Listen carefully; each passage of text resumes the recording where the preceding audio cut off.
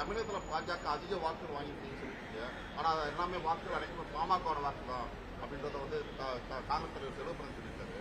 சரி, அப்ப நான் ஒண்ணு கேக்குறேன், காங்கிரஸ் வாங்கினது எல்லாமே திமுகவோட வாக்கா? இதுல இதுதான் எனக்கு சிரிப்பா வருது. நிதிஷ் ஆட்சி, நிதிஷ் கூட்டணி ஆட்சின்னு காங்கிரஸை சார்ந்த ஒருத்தர் சொல்லி இருக்கிறாரு பாஜக ஆட்சியை பார்த்து. அப்ப 28 பிட்டு துணியை வச்சு நீங்க ஒரு போர்வை போத்திக்கிட்டு ஒழுங்கா நடந்தவங்களை பத்தி நீங்க குறை சொல்றீங்க. இப்ப செல்வ பெருந்தகை பாஜகவிற்கு வந்த ஓட்டு பாமகவிற்கு ஓட்டுன்னா காங்கிரசிற்கு வந்த ஓட்டு அனைத்தும் திராவிட முன்னேற்ற கழகத்தின் ஓட்டு.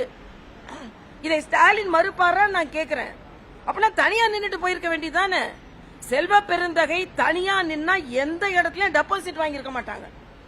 ஆக அப்படிப்பட்ட ஒரு கட்சியை வைத்துக்கொண்டு திராவிட முன்னேற்ற கழகத்தின் தோளில் ஏறிக்கொண்டு இன்னைக்கு பாஜகவை விமர்சனம் செய்வதற்கு அவருக்கு எந்த தார்மீக உரிமையும் கிடையாது. ஆக திமுகவால தான் அவங்க ஜெயிச்சாங்க. திமுக மட்டும் இல்ல, அவங்க கூட்டணி கட்சிகளால தான் அவங்க ஜெயிக்கிறாங்க. அதனால செல்வ பெருந்தகை அவரு எனக்கு சிரிக்கிறதா என்னன்னு தெரியல, அவ்வளவுதான்.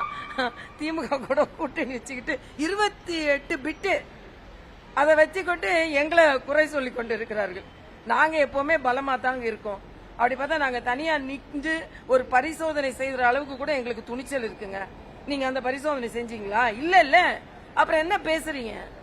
அவ்வளவுதான். நீங்க ஒண்ணு பேசுவீங்க, நீங்க காமராஜர் ஆட்சி கொண்டு வரணும்னு. அன்னை இளங்கோவன் ஏற்கனவே காமராஜர் ஆட்சி இருக்கும் பாரு, அப்படியே போயிட்டு இருக்க வேண்டியதானே, அவ்வளவுதானே.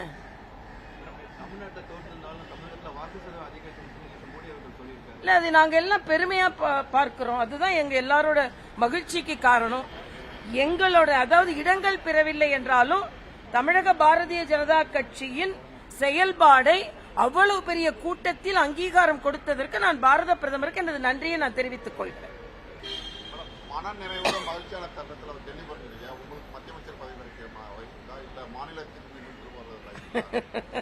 நான் எதையுமே எதிர்பார்த்து செய்பவள் அல்ல. நான் இப்போ ஒரு வேட்பாளரா, போட்டியிட்ட வேட்பாளரா, கட்சியின் சாமானிய தொண்டரா தான் நான் செல்கிறேன். நான் என்னோட வாழ்க்கையில, என்னோட அரசியல் வாழ்க்கையில எதையுமே எதிர்பார்த்தது கிடையாது. கட்சி கொடுக்கின்ற அங்கீகாரம் தான் நான் பெரிய அங்கீகாரமாக பார்க்கிறேன். எல்லாமே நான் எப்பொழுதும் சொல்வதை போல ஆண்டவனிடமும் ஆண்டு கொண்டிருப்பவரிடம் விட்டு விடுகிறேன், அவ்வளவுதான். இப்பவே மகிழ்ச்சியா தான் நான் இருக்கிறேன்.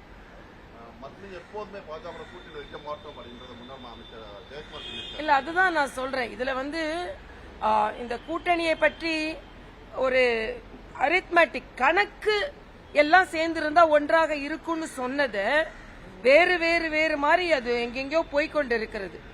எவ்வளவு விமர்சனம் வந்தாலும் நான் எனது கருத்தை நான் வலிமையா சொல்லுவேன். அதுல நான் என்னன்னா கட்சிக்காக தான் பேசுறேன்.